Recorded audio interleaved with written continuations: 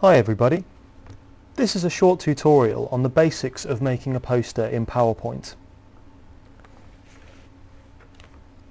The first thing that you're going to want to do is make sure that your page is selected to have the correct size. To do this, go to Design, then click on Page Setup.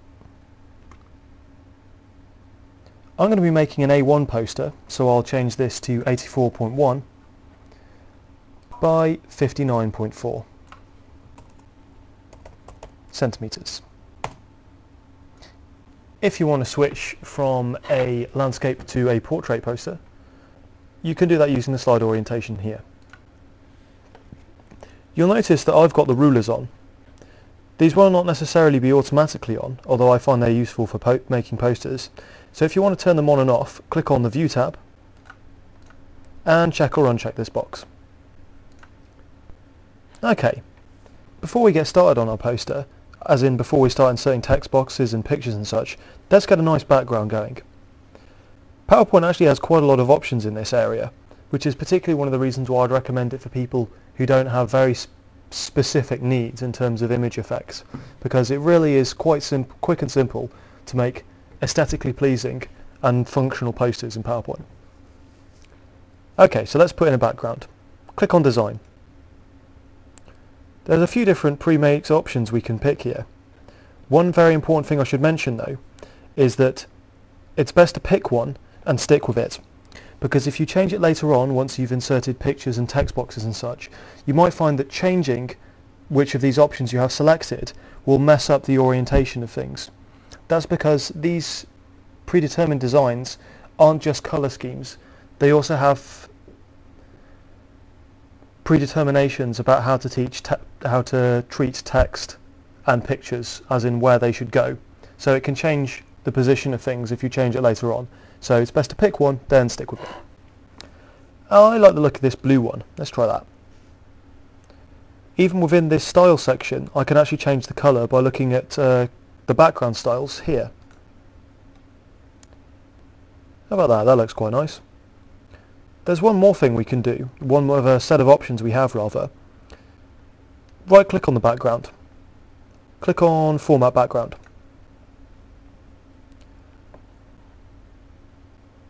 If you click on Picture or Text Fill, a set of texture options come up. Let's try this one. So you see that gives a textured look to the background. Okay, I'm quite happy with that background, so let's move on now. First thing I'm going to want to do is insert a title. I can do that by going to Insert, Text Box, but equally there's a shortcut for the text box under the Home tab in this set of shortcuts here. Okay, you'll notice that when you've got the rulers, the position of the cursor is highlighted against the rulers.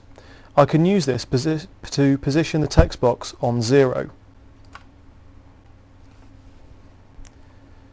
Let's put in my title.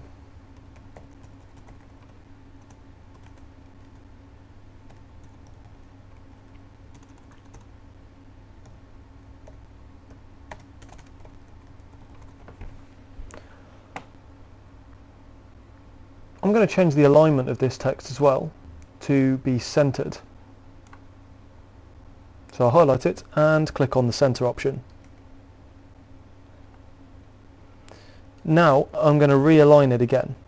As I said before, it's the position of the cursor that's highlighted, not the center or edge of the box or item that you selected. This can make aligning it a little tricky. Here I'm going to try to get the green dot aligned with the 0. Let's make that a little bigger as well.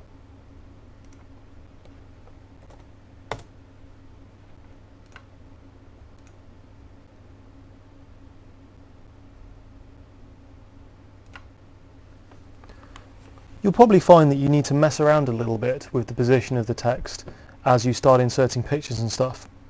With PowerPoint that's actually very easy though, because you can select the text bar at any point and still modify the font and size.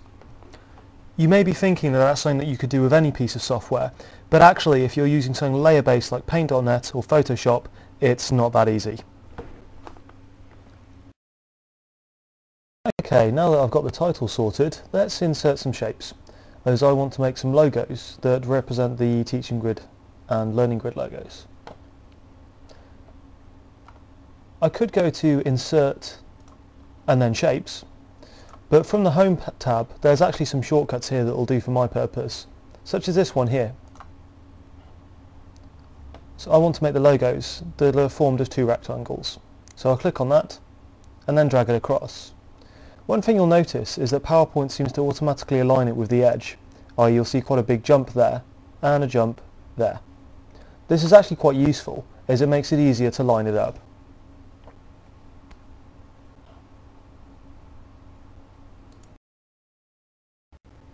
Okay, here I've jumped ahead quite a bit because I've shown you how to make shapes and I've shown you how to make text boxes.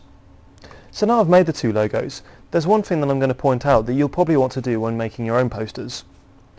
Here it looks like the logos are perfectly aligned and the black rectangle is aligned perfectly with the turquoise rectangle. However, when you print the poster as A1 or A0, small discrepancies will show up quite large. So to make sure that I've got it right, I'm going to zoom in now.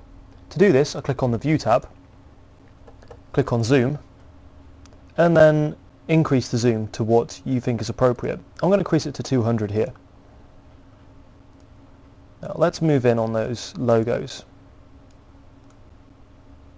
Okay, so I've quite fortunately ended up zooming up to the area where the two rectangles meet, and as you can see, there's no discrepancy between them. At a zoom of 200%, I can be pretty confident that no discrepancy is going to show up on the poster. Though if you wanted to zoom in further, that's obviously fine as well. To move back, click on Fit to Window. Okay.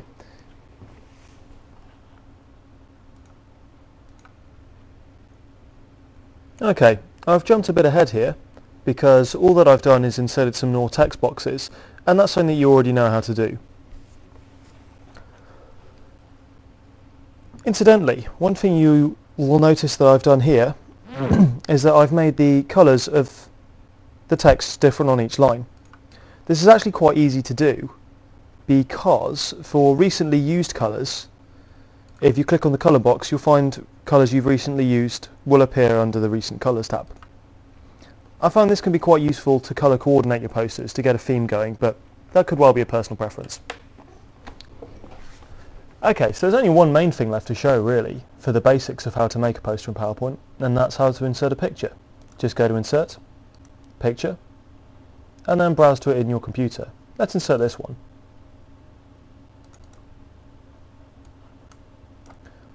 One thing you should keep in mind, however, again, when you blow up your poster, i.e. when you print it as A0 or A1, if the pictures you used is of a low resolution, even if it looks okay on the screen, it may not look okay on the poster. It could come out very grainy.